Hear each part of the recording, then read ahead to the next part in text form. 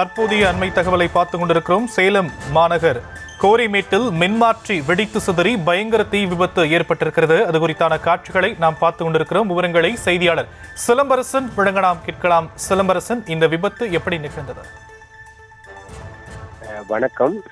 சேலம் கோரிமேடு அருகே உள்ள ஏடிஸ் நகர் பகுதியில் சுதர்சனன் என்பவர் வீட்டின் அருகே இருந்த டிரான்ஸ்பார்மர் வெடித்து சிதறியதில் சுதர்சனின் வீட்டில் வெளியே நிறுத்தி வைக்கப்பட்டிருந்த இருசக்கர வாகனம் மற்றும் சைக்கிள் மற்றும் அதே போல தோட்டம், அதாவது அங்கிருந்த செடிகள் முழுவதும் எரிந்து சேதமடைந்துள்ளது. குறிப்பாக இந்த சிசிடிவி தற்போது வெளியாகி பெரும் பரபரப்பை ஏற்படுத்தியுள்ளது.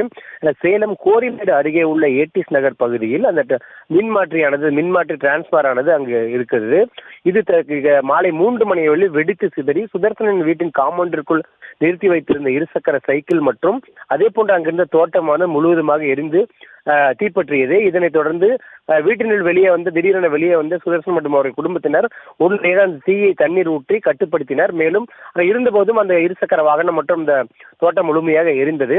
இந்த நிலையில் இது தொடர்பாக தொடர்ந்து இந்த டிரான்ஸ்பார்மர் ஒவ்வொரு முறையும் வெடித்து தொடர்ந்து இது போன்ற விபத்து ஏற்படுவதாகவும், இது தொடர்பாக மின்சாரத்துறை வாரிய அதிகாரிகளுக்கு புகார் தெரிவித்தும் இது தொடர்பாக எந்த ஒரு நடவடிக்கையும் எடுக்கவில்லை என்ற புகாரும் தற்போது தெரிவித்துள்ளனர்.